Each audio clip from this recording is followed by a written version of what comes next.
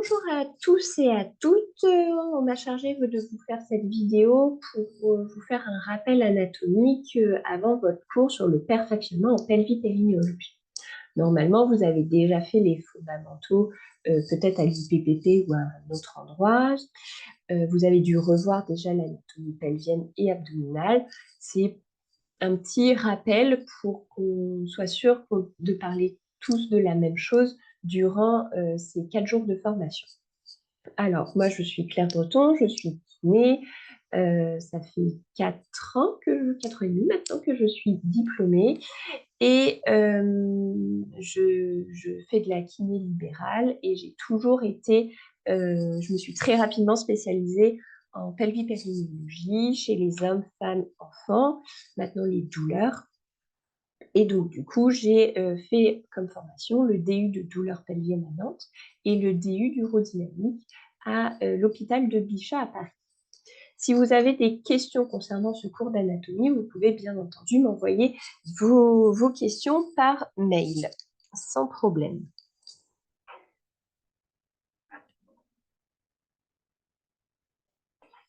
Hop. Alors, rapidement, le plan, donc on va commencer par l'anatomie osseuse, puis les viscères, les muscles, l'innervation et la vascularisation. Donc, la cavité pelvienne, vous le savez, on l'appelle aussi la ceinture pelvienne, c'est cette zone de jonction entre le tronc et les membres inférieurs.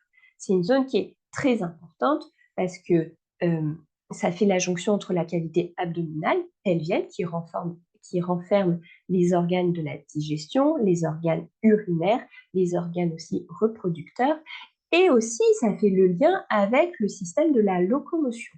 Donc, en fait, cette zone-là doit et à la fois protéger ces organes nécessaires à la vie humaine, en tout cas surtout les organes reproducteurs qui est nécessaire pour pérenniser l'espèce humaine, mais aussi doit permettre le mouvement, la locomotion. Donc, il y a vraiment cet équilibre entre et la rigidité et la mobilité qui doit être mise en jeu dans cette cavité pelvienne. Un équilibre très fin. Donc, comme on disait, c'est la zone de jonction. On voit le poids P qui se répartit sur les deux ailes iliaques, qui va jusqu'à l'acétabulum et qui part dans les deux membres inférieurs. Le P, à l'inverse, c'est le R, excusez-moi, c'est la résistance du sol qui remonte justement au niveau des acétabulums, se répartit au niveau des ailes iliaques et également un petit peu sur la symphyse pubienne. Donc en fait, le rôle là du sacrum, c'est de venir répartir le poids du corps. L'os coxal, bon ça vous le savez, vous connaissez tous les termes maintenant.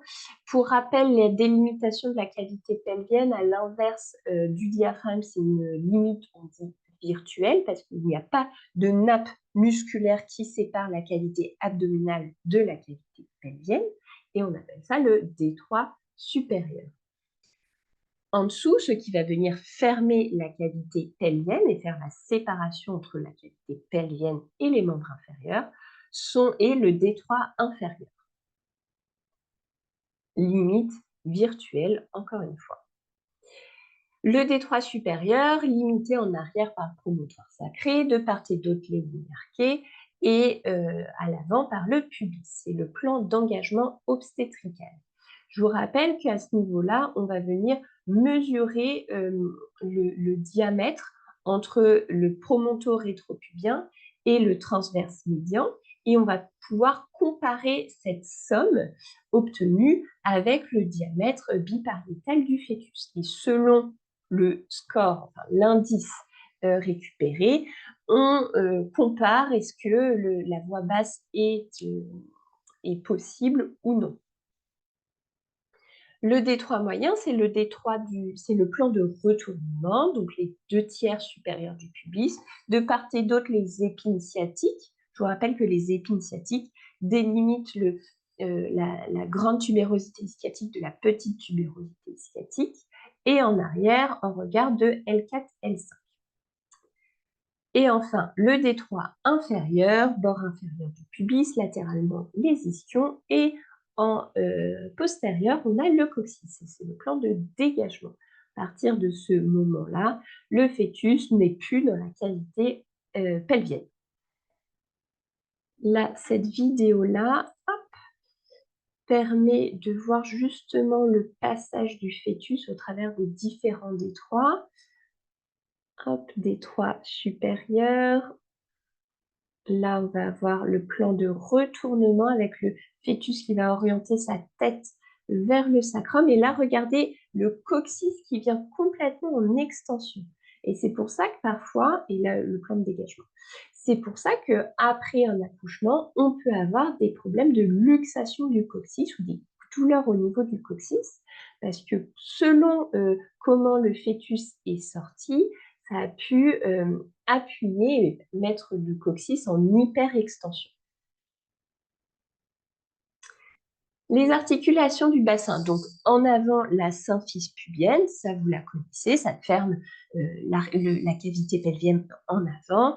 C'est une articulation avec finalement peu de mouvements, donc en effet il y a des mouvements au niveau de l'accouchement, de plissement et d'écartement, mais en fait finalement dans notre vie quotidienne, quand on marche, quand on monte un escalier, on a malgré tout ce petit mouvement entre les deux pubis qui vont venir glisser l'un sur l'autre. Cette articulation est maintenue par des forts ligaments et vers l'avant et vers l'arrière. Le sacrum, c'est vraiment un triangle coincé entre les deux ailes iliaques.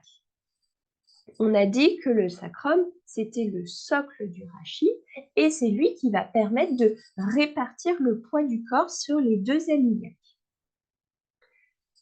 Il participe à la mobilité du bassin via les articulations sacro-iliaques avec la nutation contre nutation, comme on va le voir juste après. Et il est aussi en lien avec le coccyx, avec l'articulation sacro-coccygienne.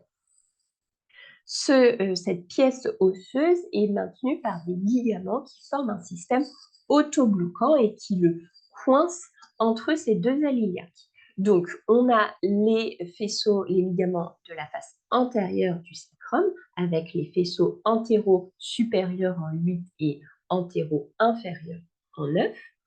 Et sur la face postérieure, donc là, vous l'avez bien compris, sur le côté gauche du schéma, on a plutôt le plan profond. Là, le plan superficiel, pardon, là où côté droit, on a le plan profond. Donc, on voit les ligaments iliotransversaires qui vont venir maintenir ce sacrum à l'aile iliaque. Concernant les mouvements de la sacro-iliaque, on va avoir le mouvement de nutation. C'est le promontoire sacré qui va s'incliner vers le bas et vers l'avant. Et donc, du coup, le coccyx va venir suivre et lui va venir s'éloigner du pubis. Du coup, le détroit supérieur se retrouve diminué et les ailes iliaques se rapprochent. Là où le détroit inférieur va venir plutôt augmenter, les tubérosités ischiatiques vont venir s'éloigner. À l'inverse, la contre-nutation, on va avoir le sacrum qui se redresse, donc qui part vers l'arrière, le coccyx qui part vers l'avant, qui se rapproche du pubis, ce qui fait que les muscles qui sont tendus entre le pubis et le coccyx vont venir plutôt être détendus. Le détroit supérieur va venir s'ouvrir et le détroit inférieur avec les tubérosités ischiatiques qui vont se refermer. La limite de ces deux mouvements, ce sont des gros ligaments, donc surtout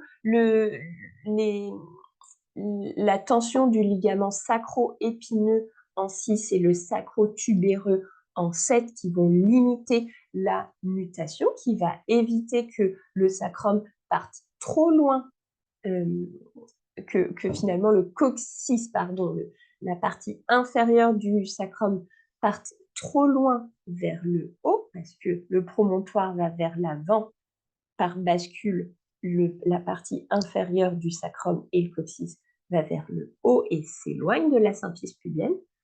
Là où les limites du mouvement de contre-nutation, ça va être plutôt les ligaments ilio-sacrés superficiels et ilio-sacrés profonds, pour éviter au contraire que le sacrum parte trop, que le bas du sacrum parte trop vers le pubis et que le haut du sacrum, la partie supérieure du sacrum, parte pas trop vers l'arrière. Cette vidéo-là est pas mal justement pour voir les articulations sacro-iliaques avec bien sûr le ligament axille qui est le centre de rotation des mouvements de nutation et contre-nutation. C'est l'axe de bascule. Et là, on va avoir le mouvement du sacrum, seul avec les ailes iliaques fixes, et à l'inverse, le sacrum fixe et les ailes iliaques et les hémibassins qui bougent. En réalité, les mouvements sont beaucoup plus faibles que la vidéo précédente. Et on voit, je vais juste revenir un tout petit peu en arrière, et on voit du coup ce mouvement de la symphyse pubienne des deux pubis qui viennent glisser un petit peu l'un sur l'autre. On a dit que le sacrum était répartiteur de charge, donc là on va très bien le voir. Il est répartiteur de charge, mais il est aussi amortisseur. Car vous voyez, quand il y a une charge qui arrive sur le sacrum va venir glisser un petit peu sur les surfaces articulaires et va venir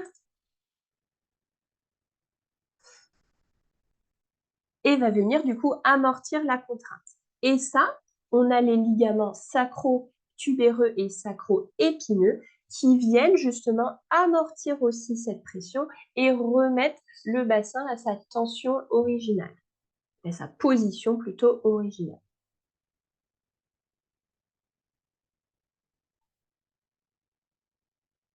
Concernant le coccyx, donc le coccyx, c'est 3 à 4 pièces osseuses soudées. Vous savez bien que c'est un vestige d'une queue passée. Ce qui est intéressant pour nous, c'est la sacro-coccygienne qui va venir faire des mouvements de flexion et d'extension. On l'a vu sur la vidéo lors de l'accouchement. On a ce mouvement d'extension qui peut venir luxer le coccyx. Ces mouvements de flexion-extension, on les a aussi au moment de la défécation, où il va y avoir une extension du coccyx lors de l'accouchement, mais aussi tout simplement lors du relevé d'une chaise. D'ailleurs, ça, c'est ce relevé de la position assise, quand il y a des problèmes d'hypermobilité coccygienne, c'est des douleurs vraiment à ce moment-là précis, au moment où la personne se relève. Pour certifier d'une hypermobilité coccygienne, il faut faire une radio dynamique qui consiste à prendre une radio assise, puis une radio debout, et en fait, on voit la différence de mobilité du coccyx entre les deux positions. Si c'est supérieur à 25 degrés, on a une hypermobilité coccygienne. Vous vous en souvenez très certainement, le releveur de l'anus et le sphincter anal ont un lien étroit avec le coccyx via le ligament ano-coccygien. Donc, lors d'une contraction du releveur de l'anus, on va avoir un mouvement de flexion. Le muscle va venir tracter le coccyx vers l'avant. De même, quand il y a une augmentation de pression, le plancher pelvien va venir plutôt en excentrique, se laisser un petit peu accueillir la pression. Et donc, du coup, à ce moment-là, le coccyx va venir partir en extension. Dans la vidéo juste là, on le voit assez bien. Donc là, en cas de contraction, on va avoir la sacro-coccygienne qui va être tractée vers l'avant. Et là, en cas d'accueil de la pression, le coccyx part plutôt en extension. Et en cas de conflit de la sacro-coccygienne, on peut avoir des douleurs lors de la contraction du releveur de l'anus.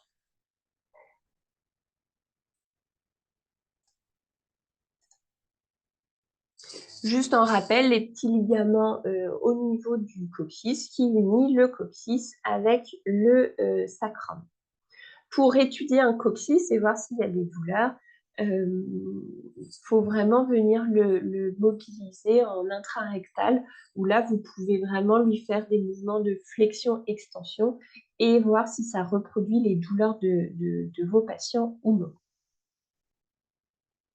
Donc, ce qu'il faut retenir de cette première partie, bien sûr, c'est les limites de la cavité pelvienne, mais je pense que ça, vous vous en souvenez.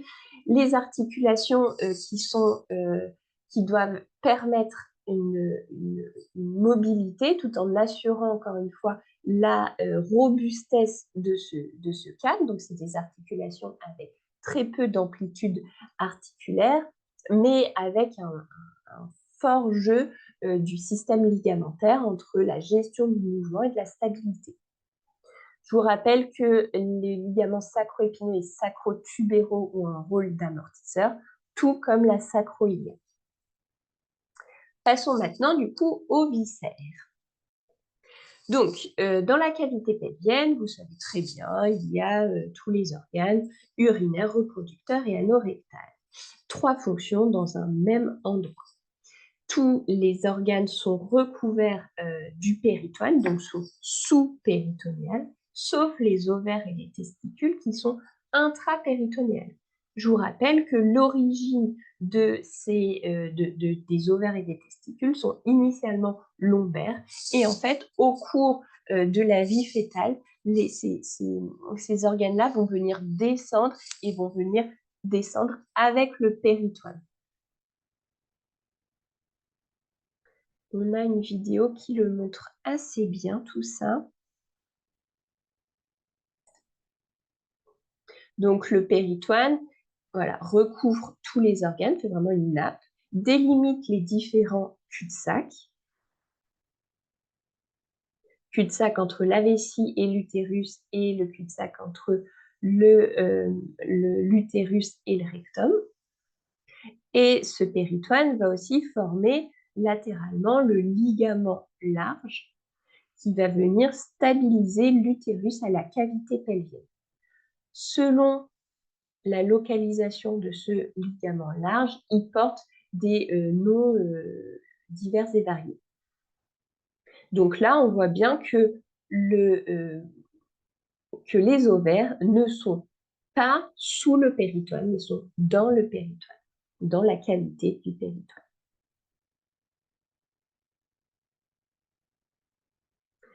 Concernant le compartiment antérieur urinaire, donc on a bien sûr les reins. Donc là, les reins appartiennent plutôt à la cavité du cou abdominale. Les uretères, la vessie, l'urètre, sphincter iliaque, sphincter strié, glande de Skene. Vous connaissez tout ça. On va revenir rapidement quand même sur la vessie. Donc je vous rappelle que c'est un sac extensible composé et de muscles avec le détrusor et de tissu conjonctif appelé l'urothélium.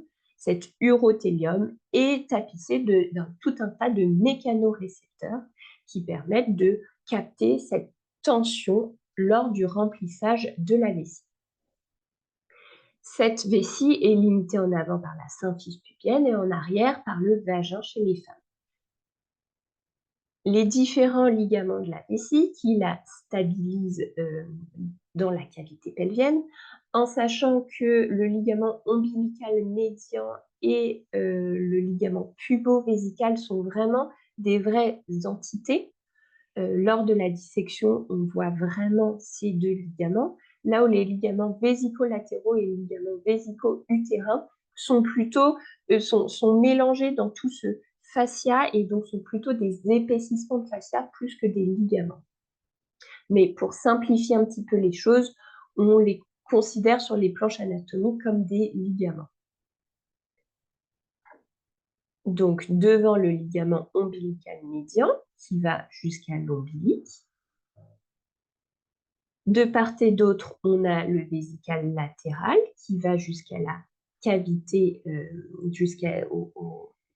aux limites osseuses, en regard de l'épine sciatique et sur cette arcade tendineuse du releveur de l'anus, le ligament pubo-vésical vers l'avant, qui tracte un petit peu l'urètre vers l'avant, l'urètre, pardon, le ligament vésico-utérin qui, lui, est pas vraiment visible en chirurgie.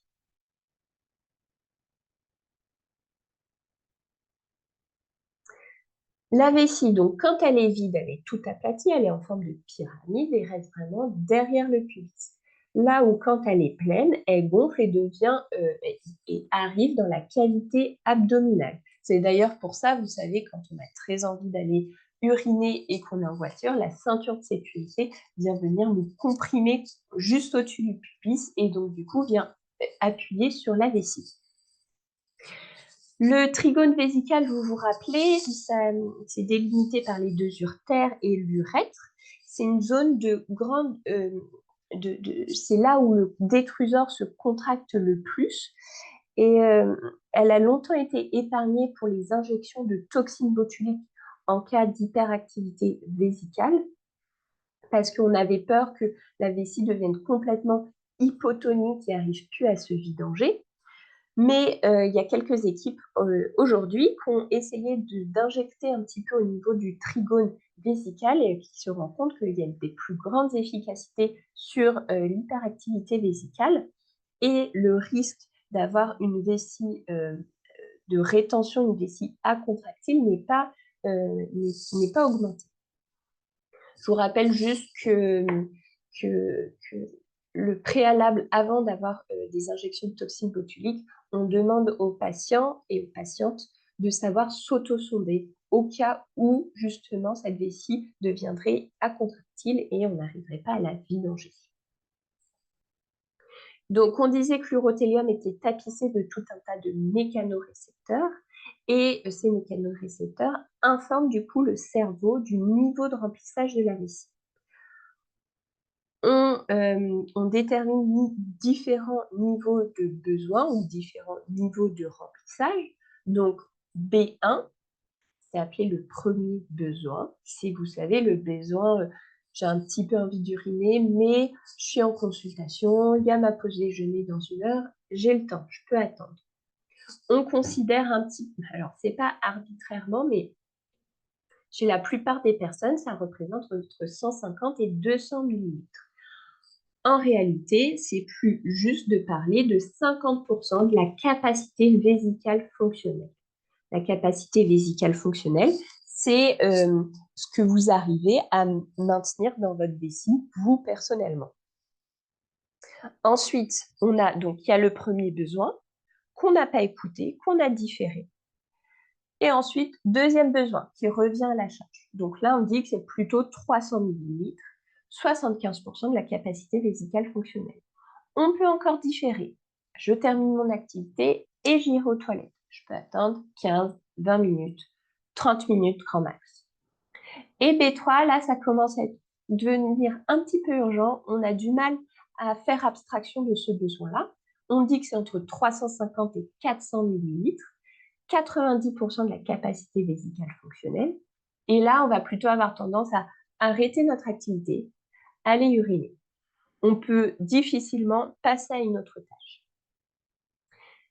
On parle de méga-vessie quand il y a plus de 600 millilitres d'urine, notamment lors des différentes vidanges, quand on demande un calendrier mictionnel. Et on a déjà retrouvé des capacités vésicales qui sont du coup pathologiques avec 2 à 3 litres d'urine dans la vessie. Donc là, ça, c'est un risque de claquage du détrusor, bien sûr. Et souvent, ça s'est retrouvé lors des rétentions aiguës d'urine. Concernant le résidu post-mictionnel, on a un résidu post-mictionnel qui reste physiologique. Il devient pathologique que quand il est supérieur à 10% du volume uriné. Donc, c'est pertinent de mesurer le résidu post-mictionnel que si on a le volume uriné d'une personne. Vous savez bien que si la personne urine 300 millilitres et il lui reste 10 millilitres de résidus post-mictionnels, ce n'est pas significatif. Là où la personne urine 300 millilitres et il lui reste 150 dans la vessie, bah là, non, c'est pathologique.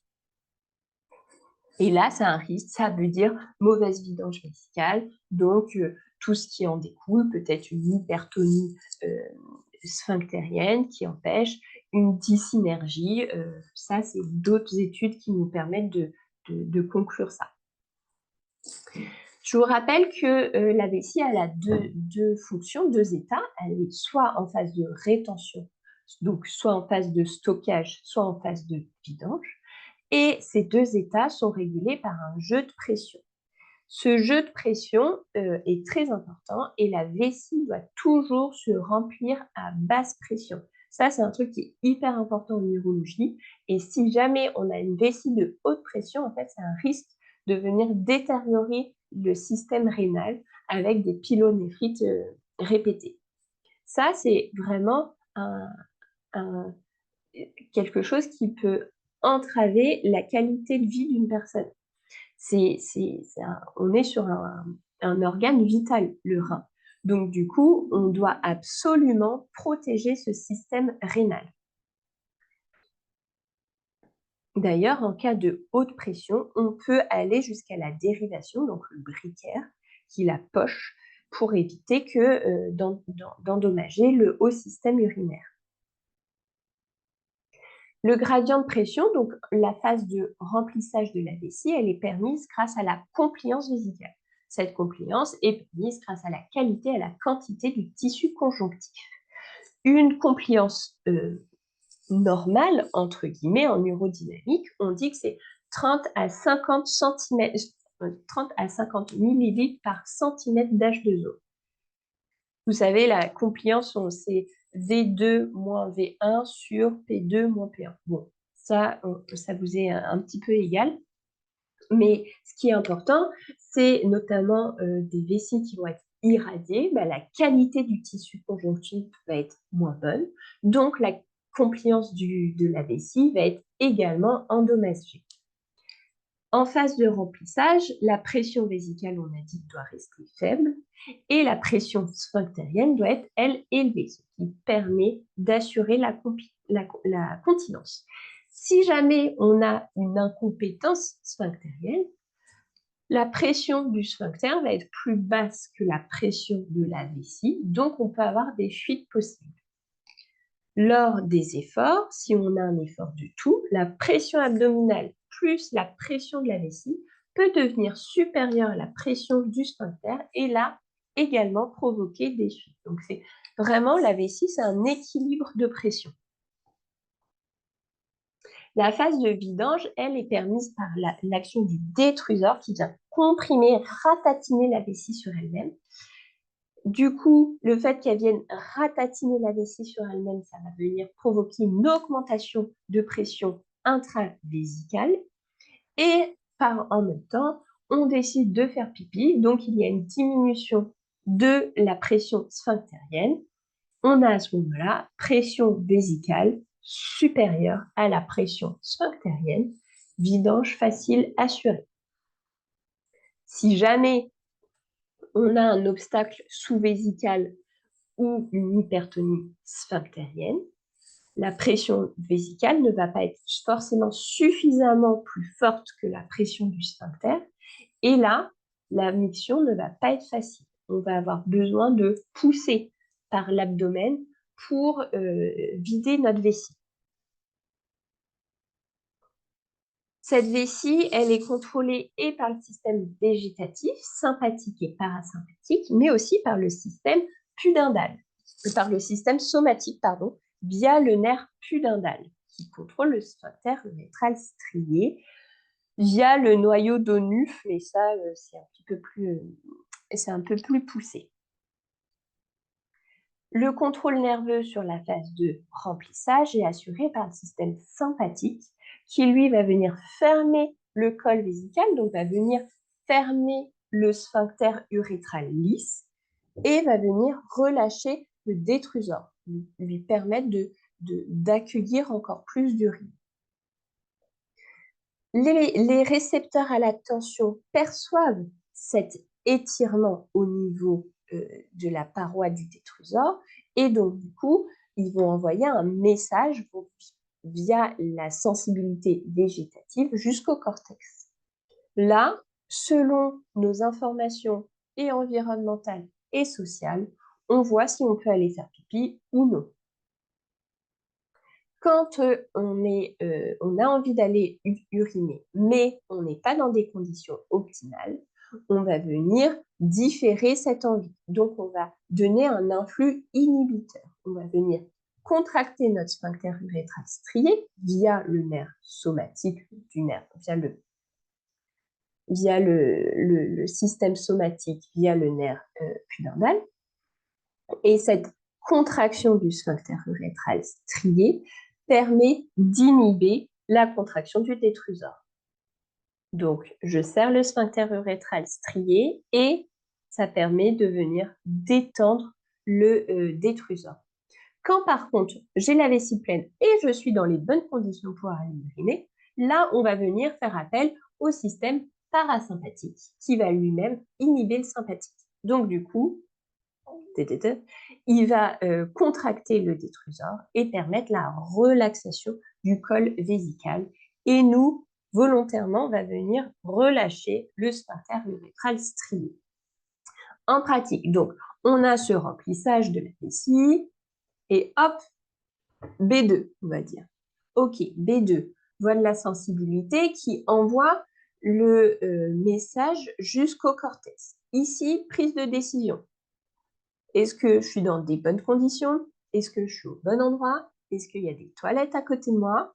Est-ce que c'est pertinent d'y aller tout de suite ou pas?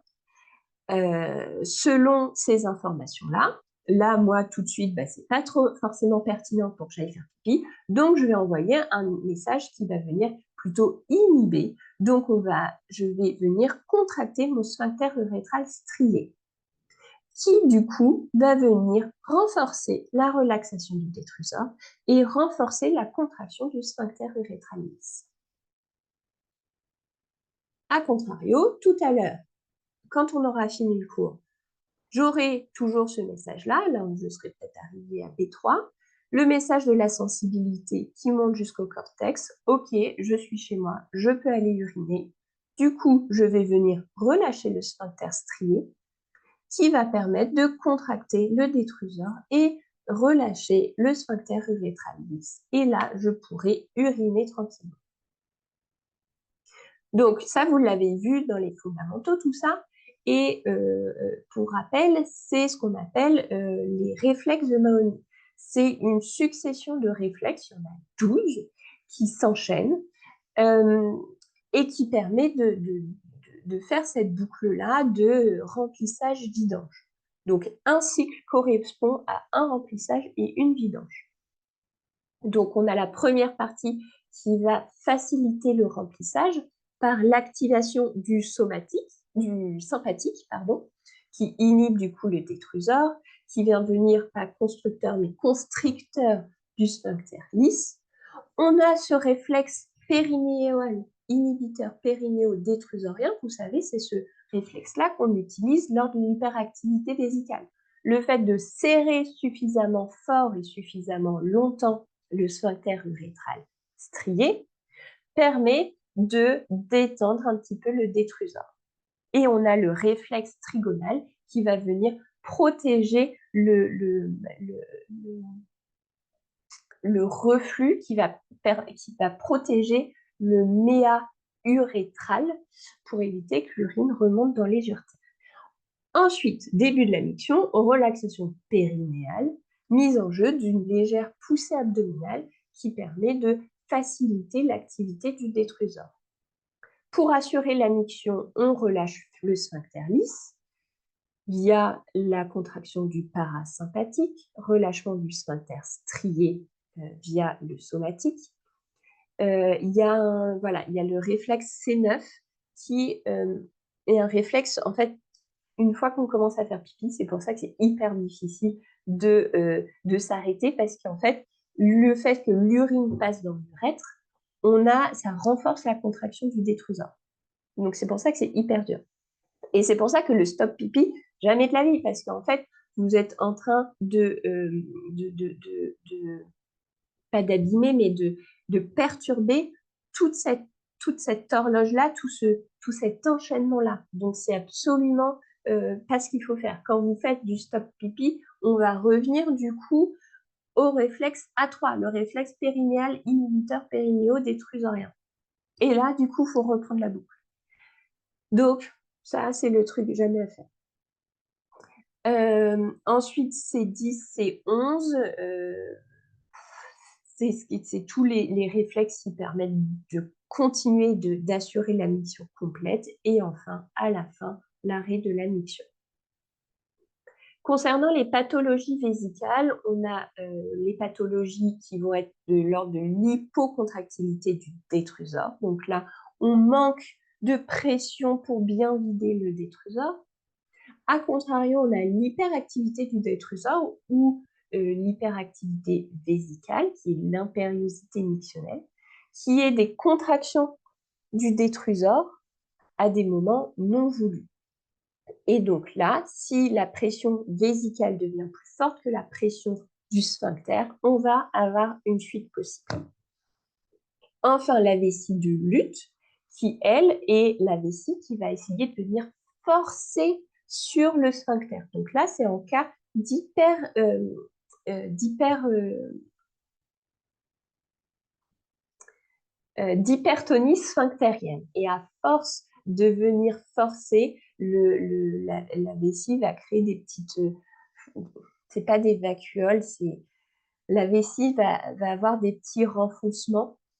Vous l'avez peut-être là, voilà, sur le schéma, ça va faire des petites, sur l'échographie, pardon, des petites hernies dans la vessie. Et ça, c'est un signe de vessie de lutte. Et enfin, on a aussi la vessie radique. Donc là, on a dit que c'était un défaut de compliance. Donc la pression de la vessie va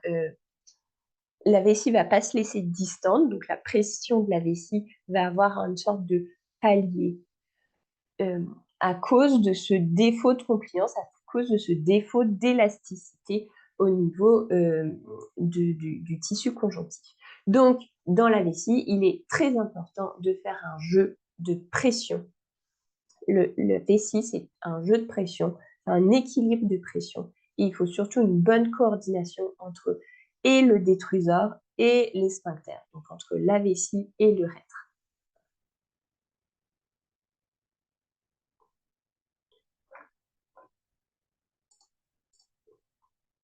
Les urtères, rapidement, donc elles vont du rein jusqu'à la vessie, ça bouge au niveau du trigone vésical. Ce qui est important à savoir, c'est qu'en fait, il y a un segment intravésical, vous voyez, presque de 3 cm, pour éviter justement ce reflux vésico-urétéraux, constitué de muqueuses. Et en fait, il y a le bol urinaire qui va venir avancer par un péristaltisme. Ce péristaltisme est assuré par le plexus hypogastrique supérieur.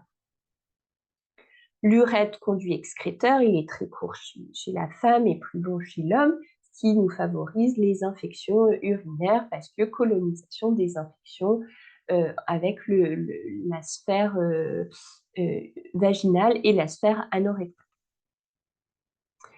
Le sphincter lisse, le sphincter lisse, en fait, c'est le prolongement du détrusor le long du col vésical.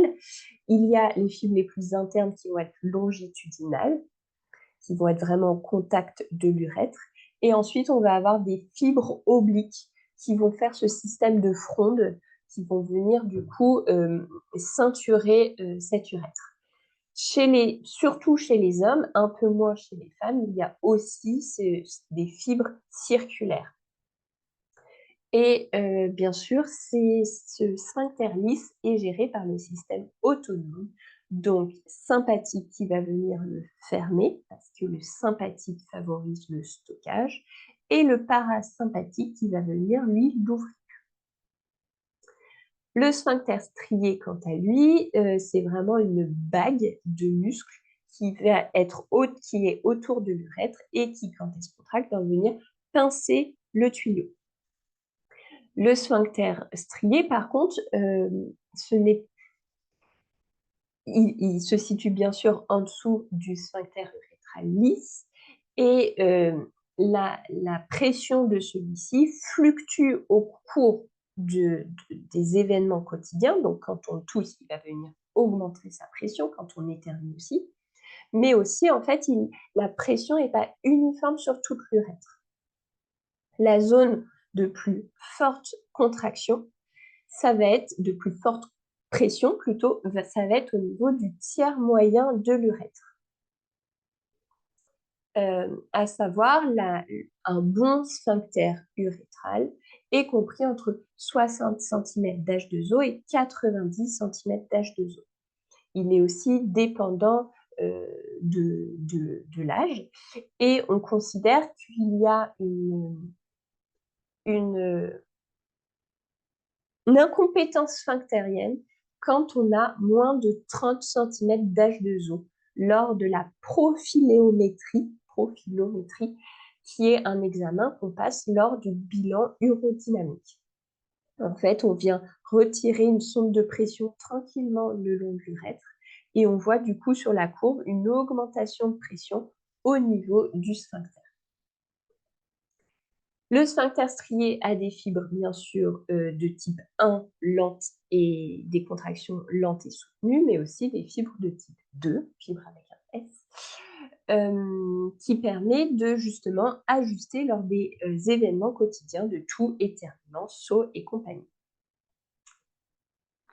Là, voilà, on a la différente répartition des fibres musculaires le long de l'urètre. On a le tiers supérieur, donc qui va être le schéma le plus en haut. Les fibres du sphincter urétral strié sont que sur la face antérieure de l'urètre et absolument pas sur la face postérieure. Le tiers moyen, qui est, je vous rappelle, le tiers le plus fort du sphincter, qui est les fibres musculaires vont être vraiment sur le pourtour de l'urètre, mais majoritairement quand même sur la face antérieure. Mais là, ça forme vraiment une bague.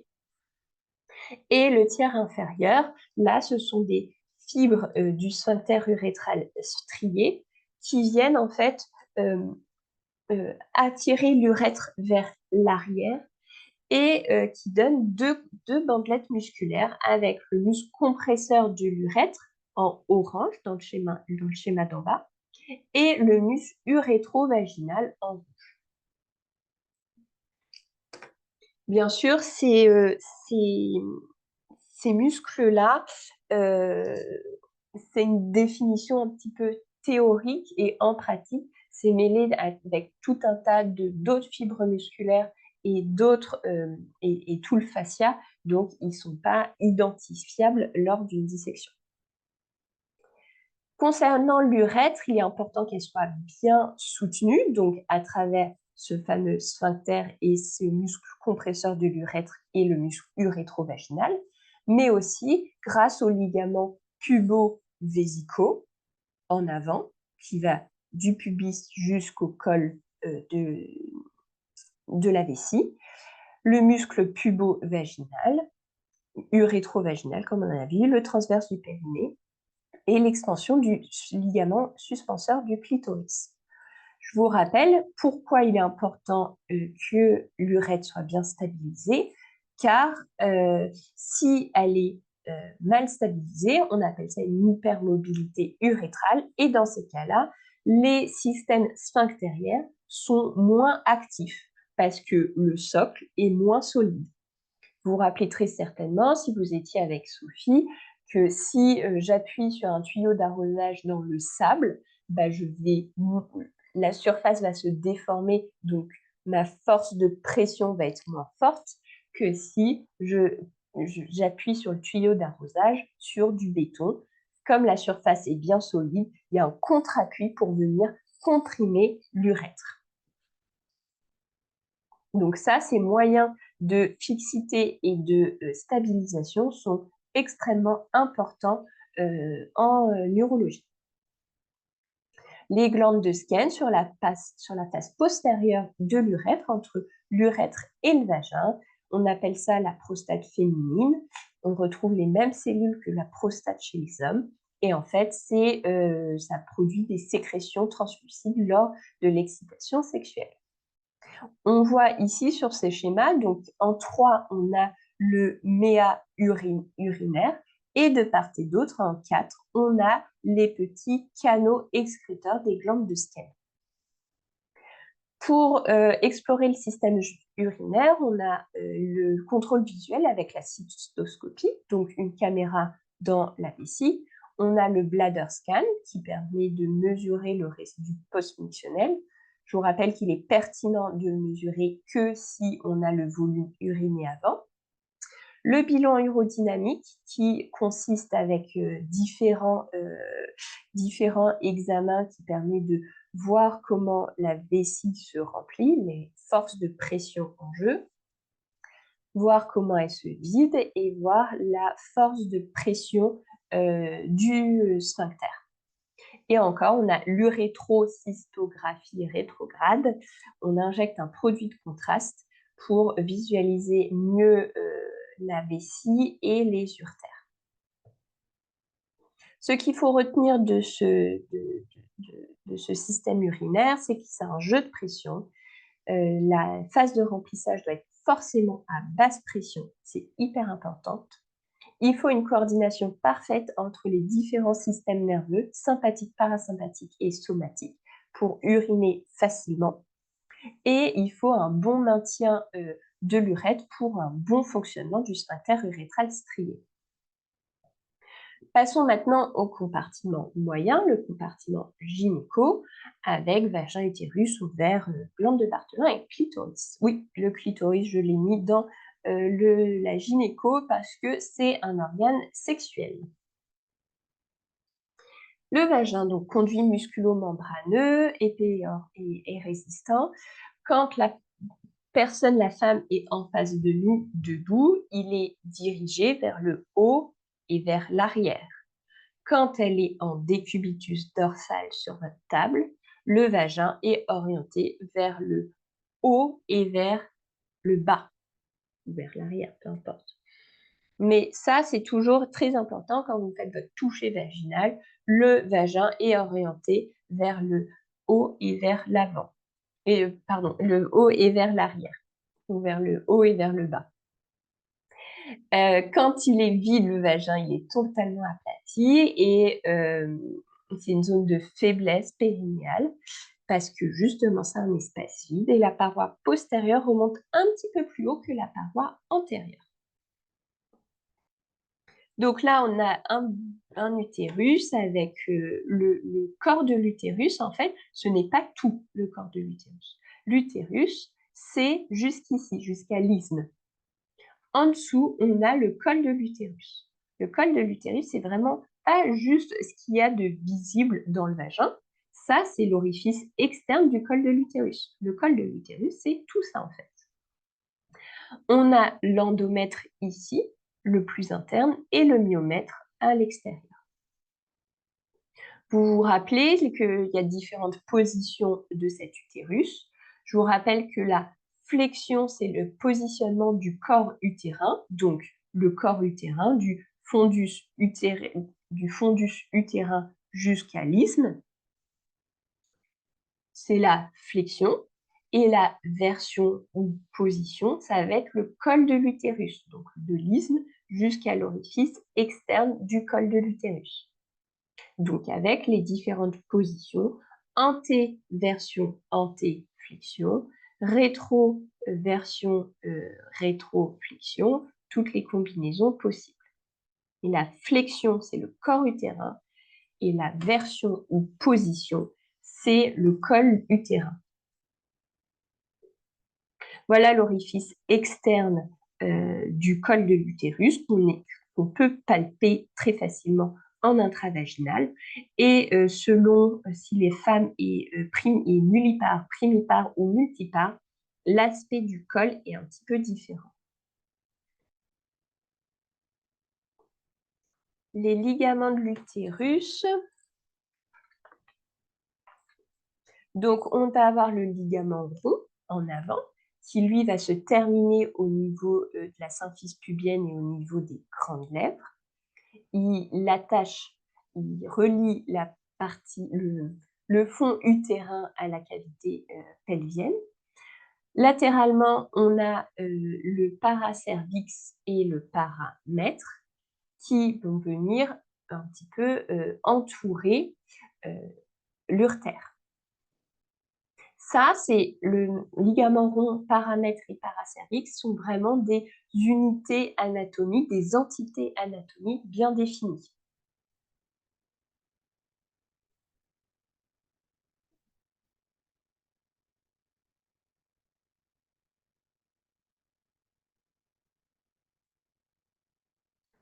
Le ligament recto-vaginal, donc entre la partie basse du col de l'utérus et le rectum, c'est pas une entité bien définie. Par contre, les ligaments utérosacrés, bien sûr, sont, bien visibles et il y a souvent des lésions d'endométriose à ce niveau-là. Ça permet de fixer le col de l'utérus à la cavité pelvienne.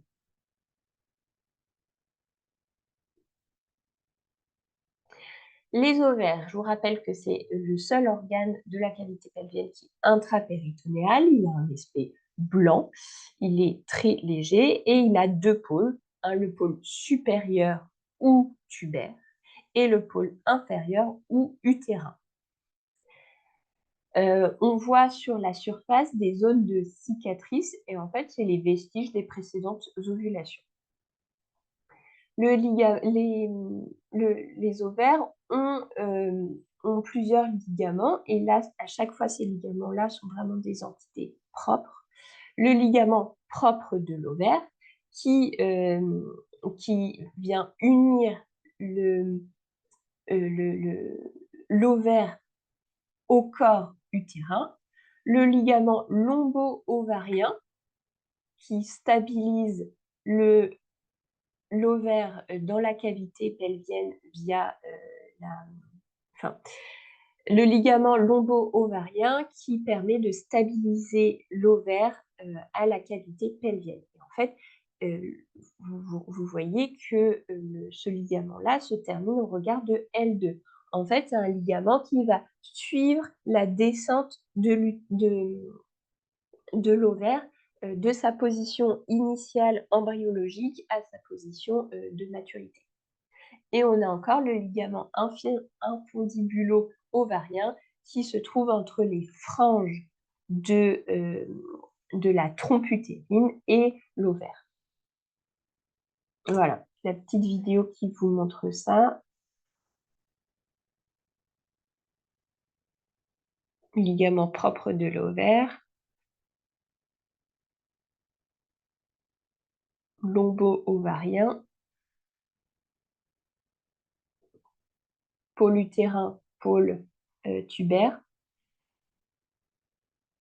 et le ligament infundibulo-ovarien, juste ici, sur le côté gauche du schéma.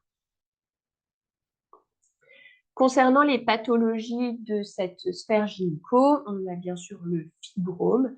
Méfiez-vous, parfois des médecins généralistes. Je dis pas qu'ils font mal leur travail, mais ils connaissent pas forcément, ou ils pensent pas forcément à tout. Mais quand les médecins généralistes vous envoient une patiente pour pollakiurie, constipation ou lourdeur dans le bassin, et bah, faut vérifier en fait que ça soit pas un fibrome. Donc, faut lui poser la question des ménorrhagies et des métrorragies pour éliminer cette hypothèse-là et en cas de doute, une échographie, permet de voir les fibromes. Le syndrome des ovaires polykystiques, ça concerne une femme sur 10. C'est c'est des kystes qui se forment sur, les ovaires et le seul critère, c'est un critère échographique. Glandes de Bartholin, pour terminer, c'est les glandes qui sécrètent un mucus qui permet la lubrification vaginale. Elles se situent juste en dessous des petites lèvres, dans l'épaisseur des grandes lèvres. Il y a un petit canal excréteur, voilà, on le voit et lorsque ce canal est bouché, on a ce qu'on appelle les bartholinites ou les kystes de Bartholin, qui est du coup une inflammation de cette glande. Soit on peut juste percer, soit où il va falloir, extraire, ce kyste. Le clitoris, donc le seul organe du corps humain, homme comme femme, à n'avoir qu'une fonction, de plaisir sexuel, avec du coup ce qui est, heu, ce qui est émergent du corps, ça va être le gland avec le capuchon. Ensuite, à l'intérieur du corps, on a le coude, les piliers qui vont être le long des branches ischio-pubiennes et les bulbes qui vont être autour, du néa urinaire et du vagin. On voit que ce clitoris est en lien avec le muscle ischio-caverneux et bulbo-spongieux. On va voir après leur fonction. Il y a la, veine, dorsale du clitoris et le clitoris est maintenu par le ligament suspenseur du clitoris. Ce qu'il faut retenir de cette partie-là, c'est que, le vagin est bien orienté vers le haut et vers l'arrière, c'est très important. C'est un espace vide, donc c'est une faiblesse structurelle dans notre bassin. Encore une fois, les ligaments ne sont pas forcément tout le temps des entités bien propres et bien distinctes, mais c'est un ils se mêlent à un ensemble de tissus conjonctifs. Et cet ensemble de tissus conjonctifs est là pour soutenir et stabiliser les viscères et permettre aussi d'amortir et de répartir les contraintes sur cette zone. En cas de fragilité de cet ensemble de tissus conjonctifs, la statique pelvienne peut être compromise. Et je vous rappelle que la position de l'utérus a une influence sur les différents organes. Si l'utérus est rétroversé et rétrofléchi, il appuie énormément sur le rectum, on peut avoir des problèmes digestifs et des douleurs lombaires. Là où, quand il est antéversé, rétro et antéfléchi, on peut avoir des symptômes urinaires. Concernant le compartiment postérieur ou le compartiment anorectal, donc le rectum, c'est le système capacitif. Il fait suite au côlon sigmoïde. L'arrivée du bol fécal met en jeu la compliance du rectum à partir du 30 secondes, d'où l'importance d'avoir une qualité et une quantité de tissu conjonctif suffisante. Encore une fois, un rectum qui a été irradié, sa compliance va être moindre et donc du coup, il va y avoir un peu plus d'urgenturie. La personne va pas avoir ce réservoir, elle va pas avoir un réservoir suffisant pour maintenir les selles. Le rectum, tout comme la vessie, se remplit à basse pression et est tapissé par des mécanorécepteurs qui informent le cerveau du niveau de remplissage du rectum.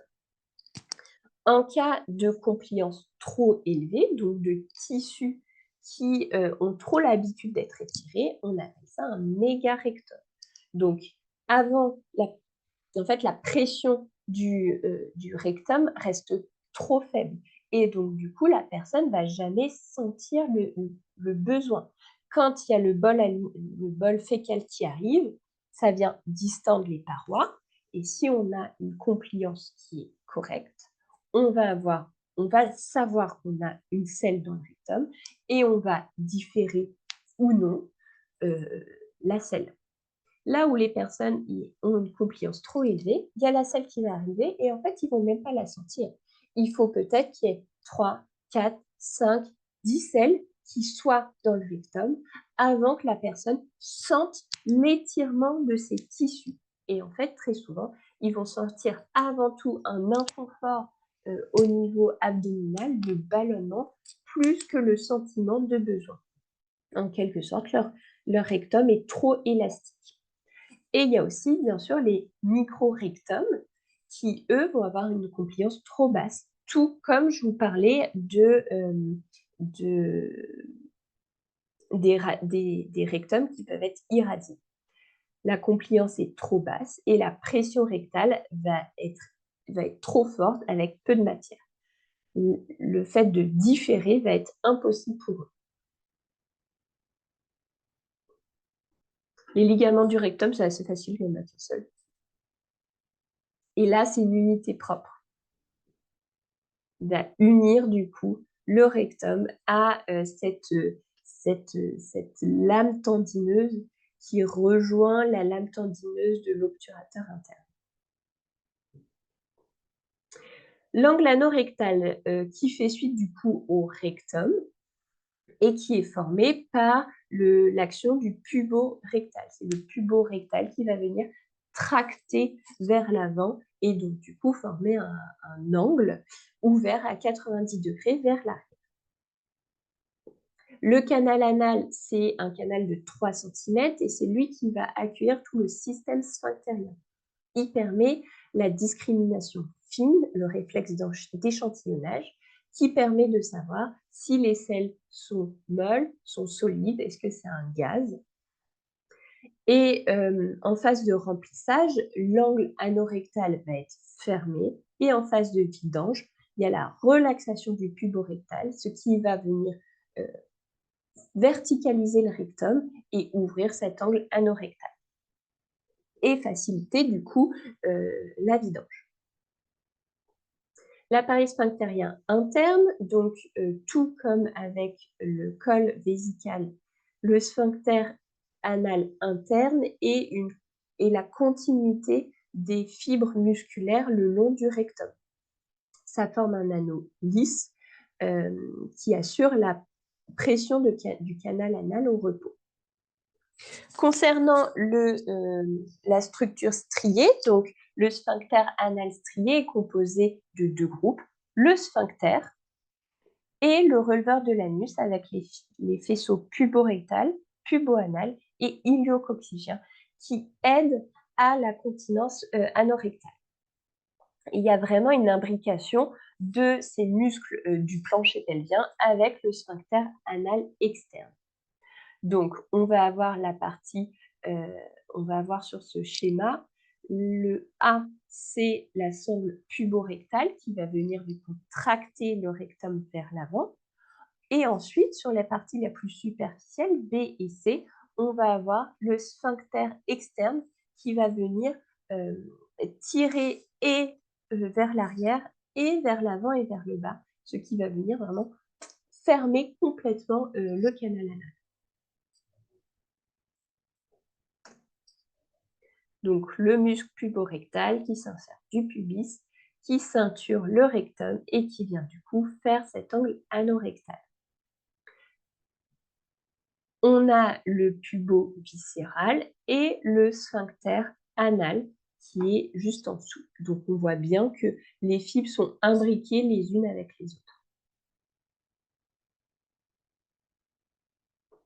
Concernant l'innervation, donc le remplissage est assuré par le système sympathique, le système du stockage. Il favorise la distension du rectum, donc la compliance du rectum, et stimule le sphincter anal interne. A contrario, la vidange est assurée par le système parasympathique. Il favorise la contraction de l'ampoule rectale et inhibe la contraction du sphincter anal interne. Ce qui permet de différer la défécation, c'est l'activation du système somatique via le nerf pudendal qui chemine via le noyau d'Onuf, qui est sur la corne antérieure de la moelle sacrée. Et enfin l'anus, avec ses paquets hémorroïdaires internes et externes. Ce qu'il faut retenir du compartiment postérieur, c'est que le remplissage du rectum influence les autres organes pelviens. S'il y a une constipation terminale, le rectum refoule le vagin vers l'avant, qui vient lui-même, du coup, refouler la vessie vers l'avant. C'est comme ça que des problèmes de polyacurie ou d'hyperactivité vésicale sont produites par la constipation. L'angle anorectal via le muscle puborectal permet la continence et la défécation et le sphincter externe mêle ses fibres avec le releveur de l'anus. Concernant les angles vésicaux, ils sont créés par la tension du muscle du plancher pelvien. Ils ont comme rôle d'éviter la descente d'organes sous la pesanteur et ils amortissent les pressions en augmentant les angles. Si les muscles sont hypotoniques, les angles au niveau des organes vont être plutôt ouverts et ce qui va provoquer un risque de prolapsus. Donc là, s'il y a une hypotonie au niveau du pubo-viscéral et du pubo-anal, on va avoir la verticalisation du vagin, la verticalisation du rectum qui vont pouvoir, sous leur propre poids, descendre. Parce que les ligaments qu'on a vus ne vont pas forcément être suffisants pour maintenir sans arrêt sur des années ces organes. Donc là, on imagine bien l'intérêt de ces angles. Si vous avez une pression qui arrive vers le haut, les pressions vont venir plutôt fermer l'angle. Là, la pression va arriver sur le corps de l'utérus, va venir fermer cet angle-là entre le corps et le col de l'utérus. Idem ici, ça va venir fermer entre le col de l'utérus et le vagin. Ici, entre la vessie et l'urètre, la pression arrive vers le haut, ça va venir fermer l'angle. Ici également et ici également. Bon, c'est bon pour les organes. Maintenant, les muscles du bassin. Donc, vous vous rappelez, on distingue bien le plancher pelvien qui est le plancher profond qui soutient les viscères et qui assure la continence, du périnée qui est vraiment le plan superficiel qui est en lien plutôt avec les organes génitaux externes. Donc, le plancher pelvien, c'est une nappe musculaire entre le pubis et le coccyx. Il forme une coque de bateau, sinon moi j'appelle ça aussi une coque de noix, avec du coup la base, le plus bas, ça va être le noyau fibreux central du périnée. Donc ce plancher pelvien ferme le pelvis et laisse un hiatus urogynéco-anorectal. Il laisse les espaces pour ces hiatus-là. Ce plancher pelvien assure le soutien des viscères, mais assure aussi la continence et l'expulsion des matières. Voilà, là on a vraiment le plan antérieur et le plan postérieur du plancher pelvien, avec ici, ça va être en regard du noyau fibreux. Le plan profond du plancher pelvien est composé de deux muscles, le muscle coccygien et le muscle élévateur de l'anus. Donc le coccygien, ou appelé aussi le muscle ischio-coccygien, vient du sacrum jusqu'à l'épine sciatique. Ce muscle-là va venir délimiter, séparer la grande échancrure ischiatique de la petite échancrure ischiatique. Initialement, il servait à faire des mouvements de queue. Maintenant, il participe au diaphragme pelvien et maintient les viscères sur la partie postérieure. Accessoirement, ce muscle-là, en cas d'hypertonie, il peut aussi provoquer des douleurs en regard du coccyx et du sacrum. Donc, il est parfois utile de venir en intrarectal et venir masser ce muscle. Là, on voit bien qu'il délimite la grande échancrure ischiatique de la petite échancrure ischiatique. Le muscle élévateur de l'anus, quant à lui, est un peu plus compliqué. Il a trois muscles. Le muscle des plus externes aux plus internes, ça va faire le muscle iliococcygien, le muscle puborectal et le muscle puboviscéral qui va être le plus central des trois muscles. Ce muscle puboviscéral, je vous rappelle, qu'il est composé de fibres pubovaginales qui va venir cravater au niveau du vagin, pubo-périnéal jusqu'au noyau fibreux et le pubo-anal. Ce muscle-là permet d'assurer le soutien des organes pelviens, la continence, et joue un rôle dans l'amortisseur de pression. Il va venir accueillir la pression abdominale, intra-abdominale. Donc cet iliococcygien, il s'insère, on revient sur le muscle plus externe, il s'insère sur l'arcade tendineuse de l'obturateur interne. Je vous rappelle qu'au niveau de cette arcade-là, il y a tout un tas de structures, paramètres, paracernix, les ligaments latéraux vésicaux qui viennent se terminer également sur cette arcade tendineuse. Donc ce muscle-là va vraiment venir accueillir presque latéralement aussi la pression. Il va vraiment jouer ce rôle de soutien. Là, on voit bien qu'il s'insère sur l'arcade de l'obturateur, ce qui fait de lui un muscle en lien étroit avec le mouvement de rotation latérale de hanche. Et il se termine aussi sur le ligament anococcygien. Et là, on voit bien qu'en cas de contraction de l'iliococcygien, on va avoir une flexion du coccyx. Voilà, lien étroit avec l'obturateur interne. Il a un rôle de soutien viscéral, soutien statique, et il accentue l'angle anorectal. Donc, il a un rôle dans la continence.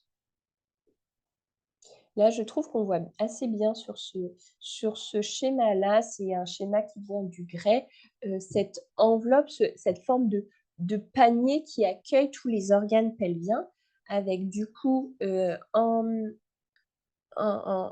ici en orange, là, au-dessus de la ligne en orange, pardon, le piriforme, en violet, le coccygien. En dessous, en orange et rouge, on va avoir l'iliococcygien, mince. Et enfin, le pubo-viscéral avec aussi le pubo-rectal.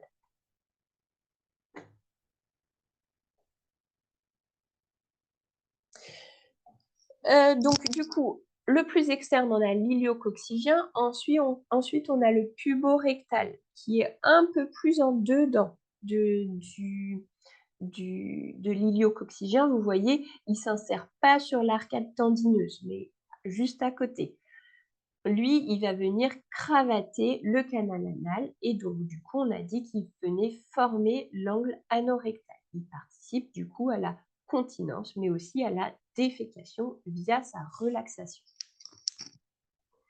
Là, vous connaissez très certainement cette vidéo-là de la licorne qui est assez parlante à montrer à nos patients qui comprennent l'utilité de la position en triple flexion au niveau des toilettes.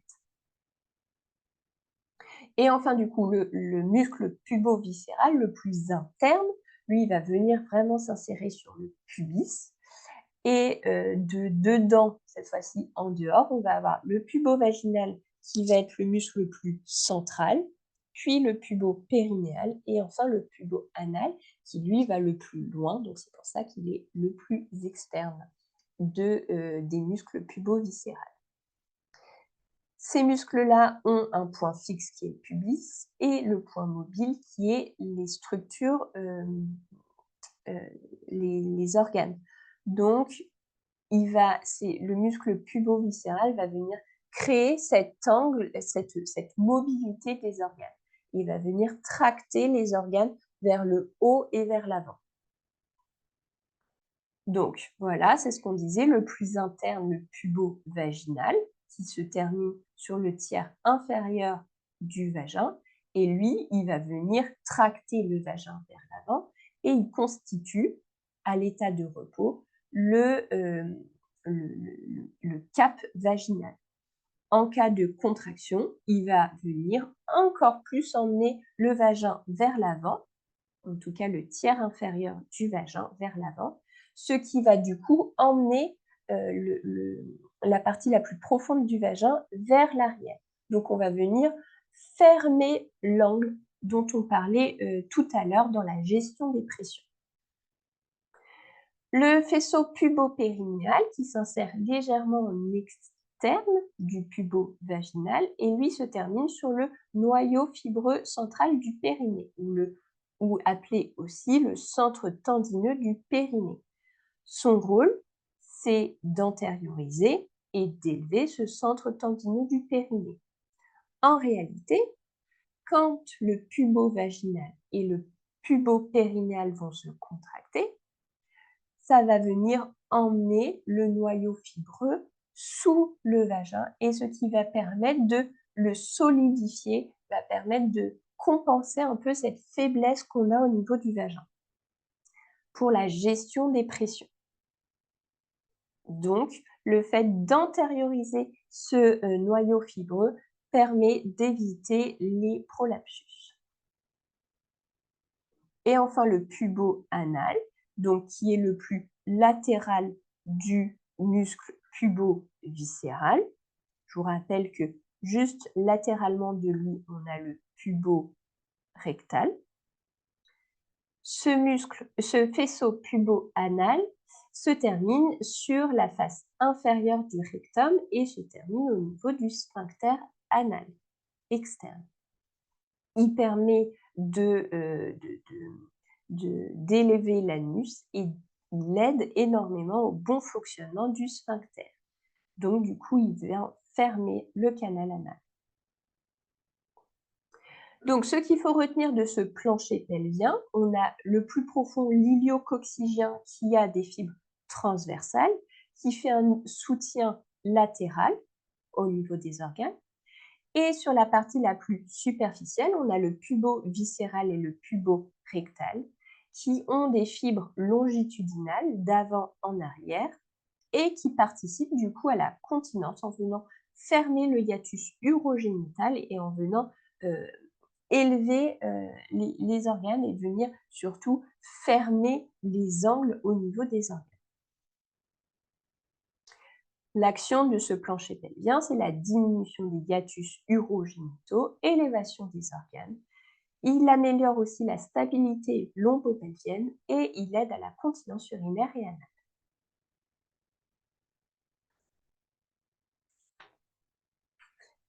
Le plancher pelvien, c'est un complexe élastique et déformable. Le tonus de l'élévateur de l'anus est permanent et il s'adapte aux différentes pressions. Quand c'est des faibles pressions, comme la marche, parler, respirer, on va plutôt solliciter les fibres de type 1, qui sont des contractions lentes, aérobiques et peu fatigables.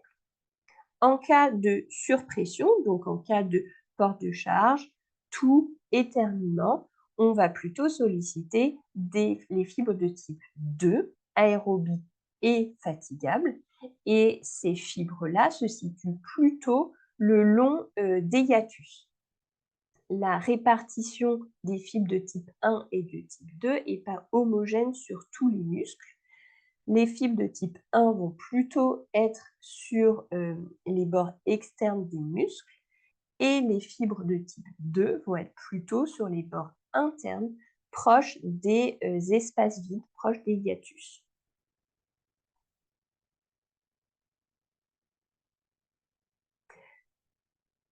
Voilà. Le pubo-viscéral et le pubo-rectal, eux, ont 35% de fibres de type 2.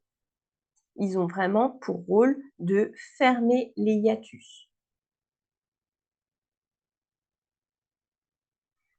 Là, on voit le rôle de la sacro-coccygienne en cas de contraction et en cas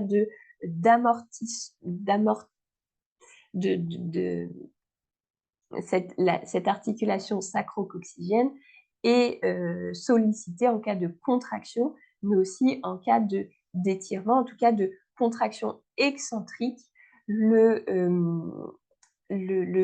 coccyx va partir en extension.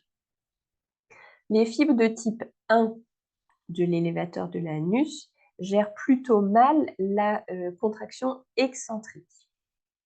Donc, c'est pour ça que les fibres de type 1 sont sollicitées surtout sur les faibles pressions. Là où les fibres de type 2 gèrent mieux la contraction excentrique et donc sont davantage sollicitées lors des gros efforts. Passons maintenant au périnée. Donc, le périnée est décrit en 3 plans. On a le plan cutané avec les organes externes et les glandes, le plan superficiel du périnée et le plan profond du périnée. Les limites du périnée, donc on a dit que le périnée était ce qui va plutôt venir fermer la cavité pelvienne, donc il se situe au niveau du détroit inférieur de la cavité pelvienne. On le divise en deux parties, la partie antérieure ou la partie urogénitale et la partie postérieure ou périnée anal. Ces deux plans forment un angle, donc ça va se situer au niveau du centre tendineux du périnée, et cet angle est plutôt ouvert en haut et vers l'avant. Sur le plan cutané du périnée, donc on a la vulve et on a les canaux excréteurs et les méas des différentes glandes, glandes de Skene et glandes de Bartholin. Les glandes ne sont pas réellement sur le plan cutané, mais on a du coup les orifices, les orifices de ces glandes-là sur le plan cutané. Ils viennent s'ouvrir au niveau, en dedans de la petite lèvre. Donc, vous le savez, les vulves, on a tout un tas de vulves avec des grandes lèvres qui sont grandes, des petites lèvres qui sont plus grandes que les grandes lèvres, plein d'anatomies différentes de vulves. La chirurgie qui consiste à réduire la taille des petites lèvres s'appelle la nymphoplastie. Donc, sur ces images-là, on a les replis des grandes lèvres qui forment du coup une fente urogénitale qui est limitée en haut par le clitoris, de part et d'autre par les grandes lèvres et en bas par le noyau fibreux du périnée. Ces grandes lèvres-là ferment en quelque sorte l'orifice vaginal et on peut voir apparaître les petites lèvres en dedans. Si on vient ouvrir ces grandes lèvres-là, on a les petites lèvres qui apparaissent, donc ici sur le schéma et ici sur l'image. Et quand on vient du coup écarter ces grandes lèvres-là et les petites lèvres qui commencent à s'ouvrir aussi, on voit apparaître l'orifice externe de l'urètre, donc le méa urétral, et on voit apparaître l'ouverture du vagin. Ensuite, quand on vient vraiment encore étirer, ouvrir les petites lèvres, donc là, je ne sais pas si vous vous souvenez, dans les fondamentaux, on essaye justement de ne pas ouvrir à ce point-là les petites lèvres parce qu'on n'aime pas quand il y a cette rainure-là de la fourchette parce que c'est vraiment pas très agréable pour la personne qui est examinée. Bon, là, pour les soucis de l'image, ça a été nécessaire. Donc, on vient ouvrir complètement les petites lèvres et on voit apparaître les reliquats de l'hymen. Avec ici toujours le méa urétral. L'hymen, vous le savez, c'est une membrane qui obstrue pas complètement le vagin. Cet hymen peut avoir différentes formes. Il peut obstruer totalement ou pas l'orifice vaginal. Et quand il obstrue totalement cet orifice, donc là, l'hymen clos tout en bas, il est nécessaire de venir ouvrir un petit peu cet hymen chez le gynécologue parce que c'est des jeunes filles qui se plaignent de grosses douleurs au niveau du bas du ventre car les sécrétions vaginales et leur menstruation ne peuvent pas s'écouler à cause de cet hymen clos. Donc, la gynécologue vient ouvrir un petit peu cet hymen et, pour laisser passer les menstruations. Lors de la première pénétration, l'hymen ne vient pas forcément se craquer, il vient se détendre. Après, nécessairement, selon l'anatomie de cet hymen, en effet, parfois, il vient se déchirer. Mais ce n'est vraiment pas le cas chez tout le monde. Sur le plan cutané postérieur, donc on a le noyau fibreux du périnée. Donc, vous savez, le noyau fibreux, c'est là où vraiment viennent s'insérer toutes les fibres. Il y a énormément de muscles du périnée qui viennent et des muscles du plancher pelvien qui convergent dans cette zone-là. Donc, c'est pour ça que c'est une zone qui est très dense. Et on a du coup l'ouverture du canal anal avec l'anus. Concernant le plan superficiel du périnée, on a sur le plan antérieur, on va avoir le clitoris. On va avoir les glandes de Skene et les glandes de Bartholin, et on va avoir différents muscles bulbo-spongieux, l'ischio-caverneux et le transverse superficiel, EL, ça suffira. Et concernant le plan postérieur, on a le sphincter anal externe. Donc là, dans cette partie-là, on parlera seulement des muscles, car on a déjà vu le clitoris, les glandes et le sphincter anal externe. Donc, le muscle du bulbo-spongieux, ça va vraiment être celui qui va venir encercler la vulve. Il s'insère sur la face interne du pubis et se termine sur le fameux centre tendineux du périnée.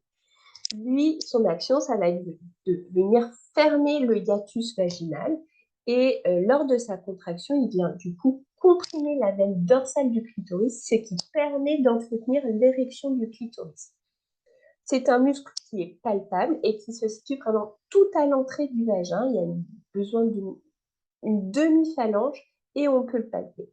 On peut demander à la dame de venir fermer le vagin et on sent une petite corde qui vient se tendre sous notre main.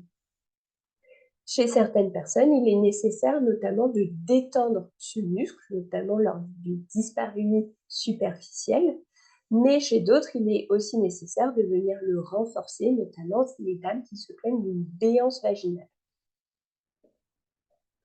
Donc là, sur ce schéma, on voit bien que ce bulbe spongieux est en contact avec les bulbes du clitoris. Et là, on a un petit ligament qui va venir comprimer cette veine dorsale du clitoris qui entretient l'érection du clitoris. Le muscle ischio-caverneux, lui, il se plaque vraiment sur les branches ischio-pubiennes, donc il suit complètement les branches ischio-pubiennes. Il s'insère sur le bord inférieur du pubis et il se termine sur les tubérosités ischiatiques. Ce muscle-là est palpable et son action est de venir abaisser le clitoris, qui permet notamment d'entretenir l'érection. Le transverse superficiel du périnée est le dernier muscle du plan superficiel du périnée. Il s'insère sur les bords internes des tubérosités ischiatiques et se termine sur le noyau fibreux. Son rôle est de venir centrer ce noyau fibreux du périnée. C'est un muscle qui est inconstant et qui est difficilement palpable.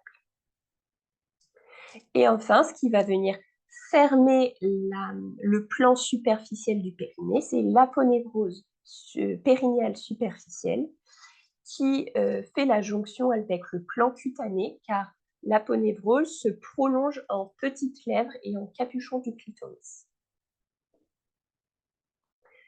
Là, vous avez la vidéo qui résume l'ensemble. Donc, on a l'ischio-caverneux, le clitoris, on voit aussi les glandes de Skene à côté de l'urètre, le bulbo-spongieux ou bulbo-caverneux, le petit ligament suspenseur du clitoris, le transverse superficiel du périnée. Et enfin, l'aponévrose périnéale superficielle.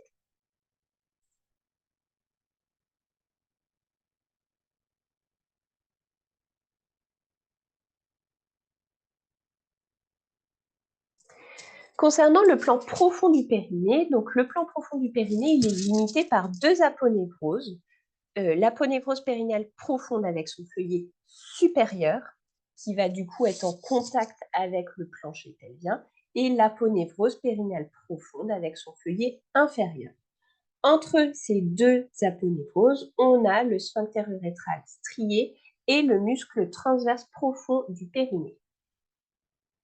Donc voilà, on a le feuillet supérieur qui s'insère sur les branches ischio-pubiennes et qui viennent fermer le plan antérieur du périnée.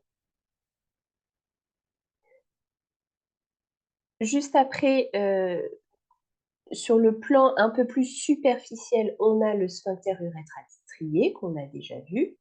Le muscle transverse profond du périnée qui, lui, s'insère sur les 2/3 postérieurs de la branche ischio-pubienne et sur la tubérosité ischiatique et va se terminer sur la ligne médiane sur le noyau fibreux du périnée. Ce muscle-là crée vraiment une vraie nappe musculaire, comme il a ces fibres qui sont perpendiculaires au releveur de l'anus, il vient vraiment améliorer le soutien pelvien. Et enfin, on a le feuillet inférieur de l'aponévrose profonde qui crée cette séparation entre le périnée superficiel et le périnée profond. Il améliore aussi le soutien et crée un renfort au niveau du hamac pelvien. Voilà encore une fois une vidéo qui synthétise les différents plans. Donc, le plan profond avec le feuillet supérieur, le sphincter externe de l'urètre, le transverse profond du périnée et le feuillet inférieur de l'aponévrose périnéale profonde. Et là, juste après, ça va être du coup le périnée superficiel. Concernant les muscles exopelviens, on a plusieurs muscles qui participent à la stabilité et au bon fonctionnement de la sphère pelvienne. On a le muscle piriforme qui, lui, sort par la grande échancrure ischiatique, se termine par le grand trochanter.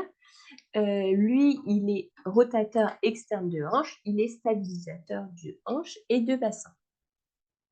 Lui, il nous intéresse notamment parce que il est en lien avec l'épine sciatique, mais aussi le nerf sciatique. Je vous rappelle que le nerf sciatique donne le nerf cutané postérieur de cuisse et il est en lien aussi avec le nerf pudendal. Voilà, donc on a notre muscle du piriforme, notre nerf sciatique. Ici, sur ce schéma, on ne voit pas, mais le nerf sciatique donne la collatérale pour le nerf cutané postérieur de cuisse. Et au regard de l'ischio, ça va donner les nerfs clunéaux inférieurs. Donc, les névralgies clunéales viennent de ce nerf-là, viennent du nerf sciatique, en fait. Donc, en cas d'hypertonie du piriforme, ça peut venir irriter le nerf sciatique et ça peut irriter le nerf cutané postérieur de cuisse qui peut donner du coup par conséquent des douleurs dans le territoire du nerf clunéal. J'espère que vous m'avez suivi. Je ne sais pas si j'ai été très claire. Concernant l'obturateur interne, lui, il s'insère du coup sur le pourtour du trou obturateur. On a vu qu'il était très important parce qu'il était le siège de l'insertion de l'ilio coccygien. Et je ne sais pas où mettre la photo là. Et il a comme action d'être rotateur latéral de hanche. Son trajet est un petit peu particulier et c'est pour ça d'ailleurs qu'il nous embête souvent en périnéo, en douleur pelvienne surtout, parce que sur sa partie endopelvienne, il est dirigé vers l'arrière et vers le dehors, là où sa partie exopelvienne, donc le tendon en fait vient décusser complètement à 90 degrés, le trajet exopelvien va être vers l'avant et vers le dehors. Donc c'est vraiment une grosse zone de conflit. Et ce muscle-là, avec son fascia, vient créer un petit canal le long de la branche ischio-pubienne, qui est le canal d'Alcock, où passent les nerfs pudendaux, que vous devez connaître. Comment je fais donc, quels sont les liens de ce muscle-là avec la cavité pelvienne? Donc, en cas de s'il y a s'il y a une hypertonie de l'obturateur interne, on peut avoir un mauvais fonctionnement de l'iliococcygien. Et en cas d'hypertonie de ce même muscle, on peut avoir une diminution de la lumière du canal d'Alcock, parce que le fascia va venir tracter le canal d'Alcock et donc venir comprimer potentiellement les vaisseaux pudendaux. Le psoas, il est intéressant chez nous aussi parce que, il a des rapports étroits avec, les piliers du diaphragme, avec les reins, mais aussi avec le plexus lombaire. Donc on a le grand psoas, le psoas majeur, mais on a aussi le psoas mineur qui est souvent inconstant. Donc, le psoas se situe en avant du plexus lombaire qui accueille l'ilio-hypogastrique, le nerf ilio-inguinal, le nerf génito-fémoral, le nerf cutano-latéral de cuisse. Donc là, sur le schéma, vous avez toutes les territoires nerveux de ces différents muscles, de ces différents nerfs, pardon. Et donc, du coup, si vous avez des personnes qui viennent se plaindre, donc si c'est un homme, de douleurs sur la face interne de cuisse, plus sur la testicule, ou chez la femme, ça va concerner du coup la grande lèvre, et ben en fait, il faut quand même aller voir le nerf génito-fémoral.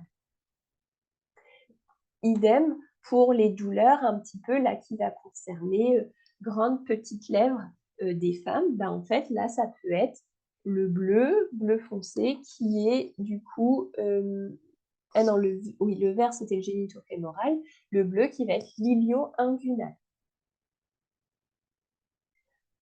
Donc le plexus lombaire vient quand même pas mal innerver cette zone-là, donc il faut aller rechercher comment est la charnière thoraco-lombaire, voir comment sont les piliers du diaphragme, comment sont le psoas. Et dans la maladie des reins polykystiques, les reins grossissent, sont de plus en plus volumineux, viennent appuyer sur le psoas qui peut venir appuyer sur le plexus lombaire. Les réactions en chaîne. Voilà, donc là, on voit bien que le diaphragme a ses piliers qui sont en lien avec l'insertion du psoas. Et sur ce schéma-là, on voit le plexus lombaire sur le côté droit qui est en profondeur avec le psoas qui est là coupé, mais on imagine bien qu'il vient devant. Et d'ailleurs, on a le nerf, du coup, je crois, c'est génito-fémoral, celui-là, qui passe au travers au travers du psoas. Concernant le transverse de l'abdomen, il s'insère sur les 6 arcs costaux, il se termine sur les processus transverses des vertèbres lombaires, il se termine sur la ligne blanche et il fait une sangle abdominale. Il permet de soutenir aussi les viscères. Ça va vraiment être un peu notre corset. Il est antagoniste du diaphragme, mais agoniste du plancher pelvien. Quand le plancher pelvien se contracte, oups, j'espère que vous m'entendiez bien, le micro il était descendu. Quand le plancher pelvien se contracte, on va avoir la contraction du diaphragme. À l'inverse, quand le diaphragme se contracte, on va avoir un relâchement du transverse.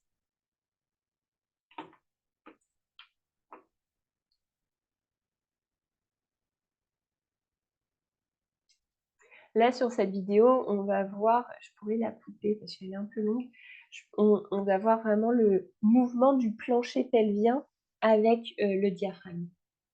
Donc, on ne voit pas le transverse, mais on voit le mouvement entre le plancher pelvien et le diaphragme. Qui, quand le diaphragme remonte, le périnée, le plancher pelvien remonte. Quand le diaphragme descend, le plancher pelvien va venir descendre un petit peu. Il y a vraiment ce jeu de pistons. Les muscles profonds du tronc, avec les muscles érecteurs du rachis, avec tous ces petits muscles, ils sont importants parce qu'il y a un lien étroit entre la lombalgie et l'incontinence urinaire. Les dames qui viennent pour des lombalgies sont à risque d'avoir des incontinences urinaires. Et celles qui ont des incontinences urinaires sont à risque d'avoir des lombalgies. En fait, ces muscles-là permettent de stabiliser la charnière thoraco-lombaire pelvienne. Ils viennent vraiment créer ce cette stabilité vienne créer ce gainage et qui permet de stabiliser tout le caisson abdominopelvien. Et ces muscles profonds du dos aident aussi tout simplement à venir placer correctement le bassin. Et on va voir sur cette vidéo que si le bassin n'est pas bien placé, les pressions vont s'exercer plus en avant et donc vont venir vraiment s'exercer sur la vulve et plus sur le noyau fibreux. Normalement, c'est bien fait. La pression arrive au niveau du noyau fibreux. Bon, partie musculaire, elle est terminée. J'espère que vous avez, que j'ai pas été trop vite là-dessus ou trop lentement, je ne sais pas, ça se trouve, vous connaissez déjà tout. L'innervation. Donc, l'innervation, on dit que là, il y a une limite. La limite, c'est l'iliococcygien. Au-dessus de l'iliococcygien, on va avoir une innervation qui est seulement végétative. Et en dessous du plancher pelvien, on va avoir une innervation qui est végétative et somatique. L'innervation somatique, donc en avant, ce qui va concerner du coup le pubis avec la face interne de cuisse, qui va concerner aussi la grande lèvre, mais exclure le clitoris avec le nerf ilio-inguinal. Ce qui va concerner tout le pourtour de l'ischion, va exclure l'anus, va concerner la grande lèvre, mais va exclure le vagin, c'est le nerf clunéal inférieur. Ce qui va être en regard du coccyx, mais qui va exclure l'anus, c'est le glutéal postérieur. Et enfin, celui qui va concerner le clitoris, les petites lèvres, les grandes lèvres et le vagin et l'anus, c'est le nerf pudendal. Donc le nerf pudendal, c'est un nerf qui est mixte, il est et sensitif et moteur et il a des contingents végétatifs. C'est pour ça que les dames avec une névralgie pudendale ont des symptômes végétatifs, souvent au niveau anus. Elles ont l'impression d'un poignard dans l'anus, elles ont toujours l'impression d'avoir quelque chose dans l'anus.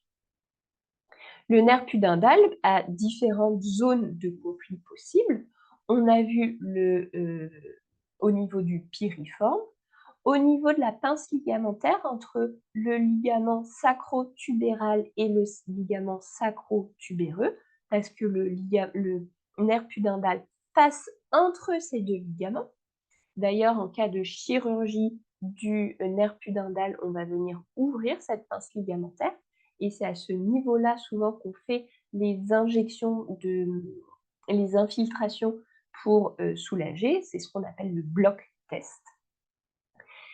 Le nerf pudendal peut venir aussi se comprimer au niveau du canal d'Alcock ou encore au niveau du canal sous-pubien.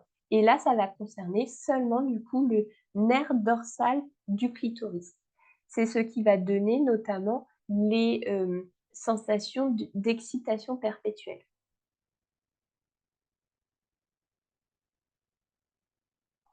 Le nerf cutané postérieur de cuisse, on en a déjà un petit peu parlé, donc c'est un contingent du nerf sciatique. Il va se séparer de lui au regard du piriforme, il va cheminer plutôt en interne et au niveau de la tubérosité ischiatique, il va donner ses collatéraux du nerf clunéal inférieur.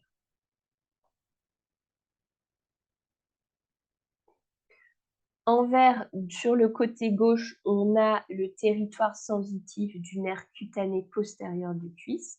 Et en vert, ici, on a le territoire sensitif du clunéal inférieur. Le système végétatif l'innervation végétative de la sphère pelvienne, on l'a vu que c'était composé du système sympathique et le système parasympathique. Mais qu'est-ce que c'est ces systèmes? Où se situe-t-il? Donc le système sympathique, on a dit que c'était le système du stress, du stockage. Quand je me fais courser par un chien, je vais pas penser à faire pipi, je vais complètement oublier mes besoins primaires, donc du coup, ça va être le stockage. Son centre nerveux se situe dans la moelle épinière entre l'étage C8 et L2. Ce système sympathique fait une première synapse au niveau de la chaîne prévertébrale ganglionnaire. C'est le premier nerf qui est court, dont les récepteurs, c'est l'acétylcholine. Après, au niveau du ganglion prévertébral, on a la synapse du deuxième nerf qui, lui, va direction de l'organe. Concernant le système parasympathique, lui, c'est le système du repos. Quand j'ai terminé de me faire courser par le chien de « Ah oui, c'est vrai que j'avais envie de faire pipi », là, je vais pouvoir faire pipi. Pardon. Son centre nerveux, c'est au niveau du tronc cérébral et de la moelle sacrée. Et lui, il ne va pas passer par la chaîne des prévertébrales, mais il va faire synapse au niveau du ganglion préviscéral. Donc, il a un premier nerf qui est long et le deuxième nerf qui va jusqu'à l'organe qui est court, à l'inverse du système sympathique. Mais ce serait trop facile, donc on a ces branches-là, système sympathique et parasympathique, et en fait, elles vont mêler leurs fibres et former les plexus hypogastriques, qui sont du coup les systèmes autonomes.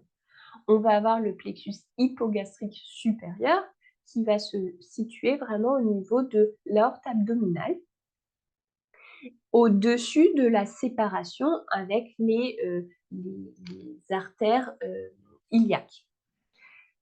Le plexus hypogastrique supérieur, donc qui se situe entre T12 et L4, il a des fibres seulement sympathiques. Ce sont les nerfs splanchniques qui cheminent de la chaîne ganglionnaire prévertébrale, qu'on voit ici, jusqu'au plexus. C'est les nerfs splanchniques, du coup thoracique, le plus en haut, et lombaire, plus en bas. Je vous rappelle, le plexus hypogastrique supérieur est que sympathique. Le plexus hypogastrique inférieur, quant à lui, il a des fibres et sympathiques et des fibres parasympathiques. Les fibres sympathiques proviennent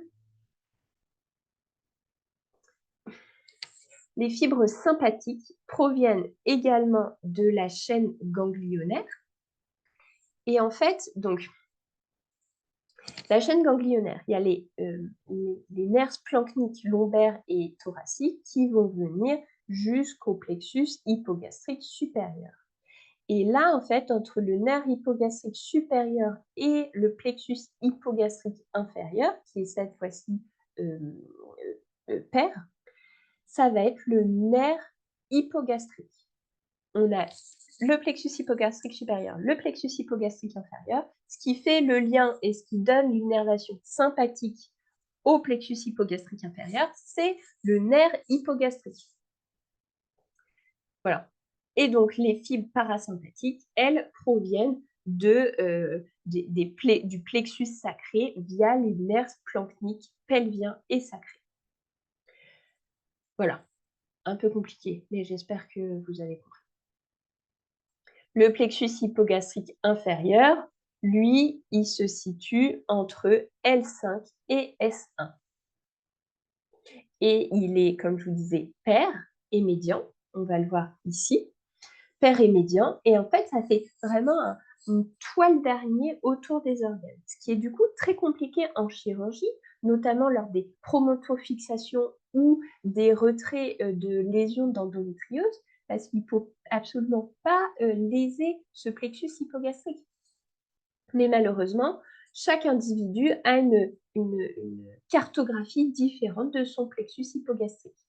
Donc, parfois, après ce genre de chirurgie, on va avoir des claquages de vessie parce qu'en fait, on n'a plus l'innervation sympathique du, du plexus hypogastrique. Donc, je vous rappelle que le plexus hypogastrique, que le nerf sympathique va gérer le stockage. Et en fait, du coup, ce plexus-là ne reçoit plus le signal du remplissage. Donc, du coup, les dames n'ont jamais le besoin d'aller faire pipi, car elles n'ont plus de système sympathique. Donc, la vessie gonfle, gonfle, gonfle, claquage de vessie. Donc, après certaines chirurgies, on a des vessies qui sont complètement atones, du coup. Je reviens sur la diapo précédente. C'était ce qu'on disait sur le plexus hypogastrique. Donc, en fait, le plexus hypogastrique, c'est vraiment le chef d'orchestre. C'est celui qui va gérer les courants sympathiques et les courants parasympathiques.